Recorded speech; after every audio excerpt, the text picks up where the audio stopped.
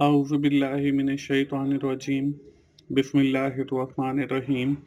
अस्सलाम वालेकुम दोस्तों, मैं हूं मोहसिन रज़ा और आप लोग देख रहे हैं virtual student support services YouTube channel. दोस्तों, आज की जो मेरी वीडियो है वो CS 610 कंप्यूटर नेटवर्क की हमारी जो असाइनमेंट नंबर 1 आई हुई है स्प्रिंग 2021 की, उस हवाले से है। दोस्तों, ये स्प्रिंग 2021 हमारा ये एक नया सेमेस्टर है और मैं इस नए सेमेस्टर के अंदर आप लोगों को खुशामदीद कहता हूं और इंशाअल्लाह आपको इस सेमेस्टर स्प्रिंग 2021 के अंदर आपके जितने भी असाइनमेंट्स आएंगी या GDBs आएंगे उनके सोल्यूशन जो है वो virtual student support services YouTube channel के ऊपर फराहम करता रहूँगा। दोस्तों, जिन दोस्तों ने अभी तक मेरा चैनल सब्सक्राइब नहीं किया है वो जल्दी से मेरा चैनल सब्सक्राइब कर लें ताकि मेरी हर आने वाली वीडियो आप लोगों तक पहुंच सके और आप उससे सीख सकें। दोस्तों, हम बढ़ते हैं अपनी इस असाइनमेंट की जानिब। दोस्तों, इस असाइनमेंट के अंदर हमें 2 क्वेश्चन दिए गए हैं। जो पहला क्वेश्चन है वो है using a proper probing tool on command line interface in your computer laptop obtain the route information of www.vu.edu.pk up to 3 hops. हमने जो है वीयू की जो मेन वेबसाइट है उसकी जो रूट इंफॉर्मेशन है वो 3 हॉप्स तक जो है वो हासिल करनी है। Take the complete screenshot containing the related command and result paste the screenshot on your solution in MS Word file। और फिर हमने उसका स्क्रीनशॉट लेना है और उसको MS Word की फाइल के अंदर जो है वो जो हम सोल्यूशन वाली फाइल बनाएंगे उसके अंदर जो है आपने पेस्ट करके इसको सेंड करना है। तो दोस्तों, ये है हमारा इस असाइनमेंट का पहला क्वेश्चन। दोस्तों, बढ़ते हैं हम इसके सोल्यूशन की जानिब और देखते हैं कि हमने इस क्वेश्चन को जो है कैसे सॉल्व करना है। दोस्तों, इस क्वेश्चन को सॉल्व करने के लिए यहाँ पे आपको पहले मैं मैनुअल तरीक़ाकार लिख दिया है। उसके बाद जो है मैं आप लोगों को ये प्रैक्टिकल भी करके दिखाऊंगा। इसमें देखें, सबसे पहले जो है हम लोगों ने रन के ऊपर जाना है।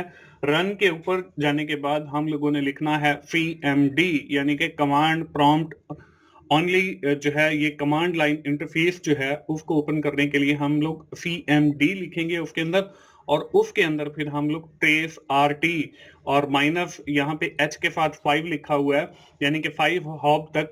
लेकिन यहाँ पे हमारा जो क्वेश्चन है वो 3 हॉप तक है, तो आपने 5 की बजाय जो है वो 3 हॉप लिखना है और आगे वही www.vu.edu.pk लिखना है। तो आपको 3 हॉप्स तक जो है वो रूट इंफॉर्मेशन मिल जाएगी। दोस्तों, इसको करने के लिए हम लोग सबसे पहले जो है रन ओपन करेंगे। उसके लिए हम स्टार्ट के बटन पे क्लिक करेंगे और साथ जो है रन पे जाएंगे। रन पे जाने के बाद यहाँ पे देखें CMD जो है हमने दोबारा टाइप कर लेना है CMD। CMD टाइप जब आप करेंगे तो आपने एंटर कर देना है। एंटर करने के बाद आपके सामने जो है ये एक ब्लैक स्क्रीन आप लोगों को नजर आएगी जिसके ऊपर आपने जो है वो सारी कमांड्स लिखनी है जिसके जरिए आपने रूट की इंफॉर्मेशन जो है वो फाइंड आउट करनी है। दोस्तों, मैंने आपको बताया था कि हम लोग लिखेंगे ट्रेस RT यानी कि ट्रेस रूट और फिर आप स्पेस दबाएंगे और -H लिखेंगे यानी कि -H जो है वो हॉब्स के लिए होता है। उसके बाद आपने जितनी भी हॉब्स तक रूट की इंफॉर्मेशन लेनी है वो टाइप करेंगे। तो हमें क्वेश्चन के अंदर जो है वो 3 हॉब्स तक दी गई है, तो हम लोग 3 लिखेंगे। 3 लिखने के बाद हम लोग जो है वो उस वेबसाइट का नाम लिखेंगे जिस वेबसाइट के बारे में हम इंफॉर्मेशन रूट की लेना चाह रहे हैं। तो हम यहाँ लिखेंगे www.vu.edu.pk। दोस्तों, इसके साथ मैं आपको बताता चलूं कि जब आप ये रूट की इंफॉर्मेशन जो है वो सर्च आउट कर रहे हो तो आपका जो पीसी है वो इंटरनेट के साथ कनेक्टेड होना चाहिए, फिर ही आपकी ये कमांड जो है वो वर्क करेगी। अगर आपका पीसी इंटरनेट के साथ कनेक्टेड नहीं है तो फिर ये कमांड आपकी वर्क नहीं करेगी। तो दोस्तों, कमांड लिखने के बाद आप लोगों ने करना है एंटर। तो यहाँ पे देखें ट्रेसिंग रूट की जो इंफॉर्मेशन है वो डाउनलोड होना शुरू हो गई है और ये हमारी 3 हॉब्स तक जाएगी। तो यहाँ पे देखें आपको लेफ्ट साइड के अंदर लिखा हुआ भी नजर आ रहा है 1 2 3 और 3 के बाद जो है वो ट्रेस कंप्लीटेड जो है वो लिखा हुआ नजर आ रहा है। तो इसका मतलब ये है कि हमारी 3 हॉब्स तक जो इंफॉर्मेशन है वो कंप्लीट हो गई है। अब हमने क्या करना है, अब हमने इसका लेना है स्क्रीनशॉट। स्क्रीनशॉट लेने के भी दो तरीके हैं, मैं दोनों ही आप लोगों से शेयर कर देता हूं। एक तो ये है कि आपके सिस्टम के अंदर ही एक स्पिनिंग टूल अवेलेबल है, आप उसके जरिए भी जो है ले सकते हैं इसकी स्क्रीनशॉट। और दूसरा तरीका ये है कि आपके कीबोर्ड के ऊपर ही एक प्रिंट स्क्रीन का बटन है, आप उस प्रिंट स्क्रीन के बटन के ऊपर क्लिक करेंगे और क्लिक करने के बाद जो है ये आपका प्रिंट स्क्रीन हो जाएगा। फिर आपने क्या करना है, माइक्रोसॉफ्ट वर्ड जो है वो ओपन करना है। तो हम यहाँ से माइक्रोसॉफ्ट वर्ड जो है वो ओपन कर लेते हैं और उसके अंदर ये मैं आपको पेस्ट करके भी दिखा देता हूं। तो यहाँ पे माइक्रोसॉफ्ट वर्ड जो है वो हमारे पास जो है एंड के ऊपर है, हमने यहाँ पे क्लिक किया, हमारे सामने अभी थोड़ी देर के अंदर जो है वो माइक्रोसॉफ्ट वर्ड जो है वो ओपन हो जाएगा। ये ओपनिंग हो रही है और ये हमारे सामने जो है वो माइक्रोसॉफ्ट वर्ड ओपन हो गया। तो हमने इस माइक्रोसॉफ्ट वर्ड के अंदर जब आप प्रिंट स्क्रीन करके आएंगे तो यहाँ पे आकर आपने जो है वो इसको कंट्रोल वी कर देना है, यानी पेस्ट कर देना है। तो इसको मैं पेस्ट करता हूं। आई थिंक मेरा सिस्टम थोड़ा स्लो है, इसको मैंने कंट्रोल वी कर दिया तो ये जो मैंने प्रिंट स्क्रीन लिया था वो यहाँ पे आ जाएगा। एक तरीका तो है दोस्तों ये। अब इसका दूसरा तरीका ये है कि आपने इसको क्रॉप भी कर सकते हैं। आप इसी जो पिक्चर है आप इसी के ऊपर जो है वो डबल क्लिक करें, डबल क्लिक करेंगे तो ये आपका क्रॉप वाला टूल है, यहाँ पे आप क्लिक करें, ये आप इसको पकड़कर इधर से क्रॉप कर लें, इसको पकड़ के आप इधर से क्रॉप कर लें, इसको पकड़ के आप इधर से क्रॉप कर लें और इसको पकड़ के आप इधर से क्रॉप कर लें। उसके बाद आप इसको बड़ा भी कर सकते हैं, ये हम जो है इसको बड़ा कर लेते हैं, ये हमारे पास जो है आ जाएगा। दोस्तों इसका जो दूसरा तरीकेकार था जो मैंने आपको बताया था कि वो स्निपिंग टूल वाला है। तो आप दोबारा स्टार्ट के बटन पे क्लिक करें, स्टार्ट के बटन पे क्लिक करने के बाद जब आपका मेन्यू आ जाएगा तो इसके अंदर है वो स्निपिंग टूल। हम ये स्निपिंग टूल नीचे दिया होता है, ये राजी स्निपिंग एंड स्केच। तो इसके ऊपर आप क्लिक करें, इसके ऊपर आप क्लिक करने के बाद जो है थोड़ा सा वेट करें तो आपका जो स्निपिंग टूल है वो आ जाएगा, ये आ गया। अब इसके अंदर देखें, न्यू पे जाएं और इस स्निपिंग टूल के ऊपर हम लोग न्यू पे जाएंगे और स्निप नाउ पे जो है वो क्लिक करेंगे। ये हमने न्यू पे क्लिक किया और ये इस स्निप पे क्लिक करने के बाद जितना एरिया का आपको इमेज चाहिए उतने एरिया को आप सिलेक्ट करेंगे। सिलेक्ट करने के बाद वो आपके पास जो है एक नई विंडो के अंदर जो है ओपन हो जाएगा। तो यहाँ पे देखें ये आ गया है और इसको आपने जो है वो कर लेना है सेव। सेव करने के लिए ये देखें ये सेव का बटन दिया हुआ है,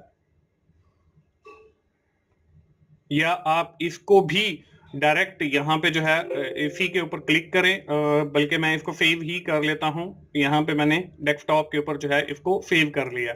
अब हम वर्ड वाले डॉक्यूमेंट के अंदर जाएंगे और यहाँ से इंसर्ट पे जाएंगे। इंसर्ट पर जाने के बाद हम लोग जो है इसको पिक्चर से जो है वो इंसर्ट कर लेंगे और दिस डिवाइस से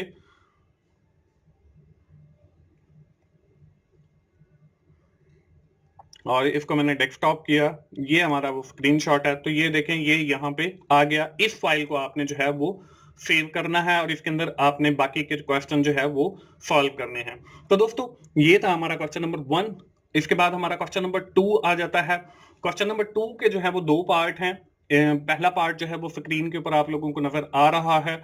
Suppose in a shared network of 5 computers, a 15 MB file transferred by a computer without breaking down into the packet across the network with 56 KB capacity.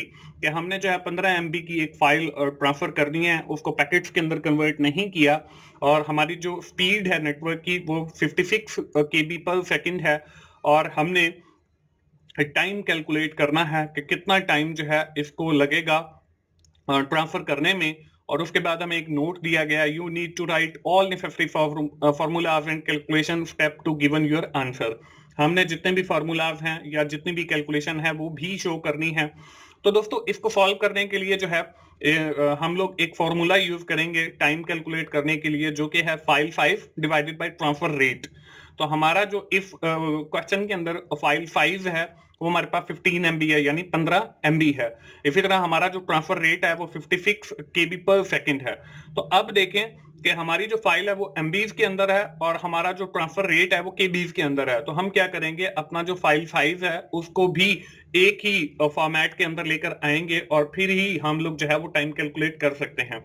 दोस्तों आप सब लोगों को पता है कि ये हमारी कंप्यूटिंग के अंदर जो स्टोरेज की इंफॉर्मेशन है उसमें सबसे जो छोटी चीज है वो बिट होती है। जब हम 8 बिट को मिलाते हैं तो हमारे पास 1 बाइट बन जाता है, और जब हम 1000 बाइट को मिलाते हैं तो वो हमारे पास 1 KB बन जाता है, यानी किलो बाइट बन जाता है। और जब हम 1000 किलो बाइट को KBs को मिलाते हैं तो वो हमारे पास 1 मेगाबाइट या MB बन जाता है। तो इस वक्त हमारी जो फाइल है वो MBs के अंदर है, तो हम लोग इसको बिट्स के अंदर कन्वर्ट करेंगे और फिर ही हमें टाइम का पता चल सकेगा। तो आप देखें हमारी जो फाइल है वो 15 MB की है, तो हमने किया 15 ज़रब 1000, तो इक्वल्स हमारे पास 15000 जो है वो बाइट्स आ गए, क्योंकि हमारे पहले पास MBs थे, अब हमारे पास बाइट्स आ गए। अब हम इन बाइट्स को जो है वो बिट्स के अंदर कन्वर्ट करेंगे, यानी 15000 को फिर हम मल्टीप्लाई करेंगे 8 के साथ, तो वो हमारे पास 1,20,000 जो है वो बिट्स आ जाएंगी। अब देखें हमारा जो फाइल साइज है वो हमारे पास 1,20,000 बिट्स हो गया, और हमारा जो ट्रांसफर रेट है वो हमारे पास 56 KB पर सेकंड आ गया। अब देखें जब हमने 1,20,000 को जो है वो 56 से डिवाइड किया तो हमारे पास जो है 2142.85 सेकंड्स आ गए, यानी हमें 2142.85 सेकंड्स लगेंगे उस फाइल को ट्रांसफर करने में। अगर हम इसको मिनट्स के अंदर कन्वर्ट करना चाहें तो आप 2142 को तकसीम कर लें 60 से, क्योंकि एक जो मिनट है उसके अंदर 60 सेकंड होते हैं, तो आपके पास 35.71 जो है वो मिनट आ जाएंगे, यानी हमें 15 MB की फाइल ट्रांसफर करने में 35.71 मिनट्स लगेंगे। अगर हम उसको without breaking down into the packets अगर ट्रांसफर करते हैं तो वो हमें 35.71 मिनट्स लगेंगे। तो दोस्तों ये था हमारा क्वेश्चन नंबर 2। इसके बाद जो है हमारा क्वेश्चन नंबर 2 का पार्ट बी है। अब पार्ट बी के अंदर क्या किया है, पार्ट बी के अंदर थोड़ी सी इंफॉर्मेशन जो है वो चेंज हुई है। Now if the same file is broken into 2000 bytes packet, कि अब हमारी जो 15 MB की फाइल थी उसको 2000 पैकेट्स के अंदर जो है वो कन्वर्ट किया गया है। Then you are required to calculate the time in second. अब हमने जो है वो टाइम सेकंड्स के अंदर कैलकुलेट करना है। Other computer must wait before beginning of the data transfer, और कितना टाइम जो है वो दूसरे कंप्यूटर जो है वो वेट करेंगे डेटा ट्रांसफर करने के लिए। इसका भी नोट वही दिया गया कि हमने जितनी भी हमने फॉर्मूलाज यूज करने हैं या जितनी भी हमारी कैलकुलेशन है वो हमने शो करवानी है। तो यहाँ पे देखें हम सोल्यूशन की जानिब बढ़ते हैं, और इसके लिए हम लोग जो है सबसे पहले देखें हमारे पास जो है वो 2000 बाइट्स के पैकेट्स हैं, और जो है हम लोगों ने क्या फॉर्मूला यूज करना है टाइम के लिए, packets divided by transfer rate. तो हमारे पास जो पैकेट्स हैं वो 2000 बाइट्स के हैं, तो इसकी भी हमने नंबर ऑफ बिट्स कैलकुलेट करनी है। इसका फॉर्मूला वही है कि पहले आप जो है वो 8 बिट 1 बाइट है, 1000 बाइट जो है वो 1 KB है, 1000 KB जो है वो 1 MB है। तो इस वक्त हमारे पास जो डेटा है वो बाइट्स के अंदर है, तो हम 2000 मल्टीप्लाई बाय 8 करेंगे, यानी कि बिट्स के अंदर हमारे पास रिजल्ट आ जाएगा, तो वो हमारे पास 16000 बिट्स बन जाएंगी। तो अब देखें हमारे पास जो पैकेट्स आ गए वो हमारे पास 16000 आ गया, और उसके बाद फाइल 5 समझ लें, और ट्रांसफर रेट जो है वो वही 56 है। तो जब हमने 16000 को तकसीम किया 56 के साथ तो 285.71 सेकंड्स जो हैं वो लगेंगे हमें इन पैकेट्स को ट्रांसफर करने में।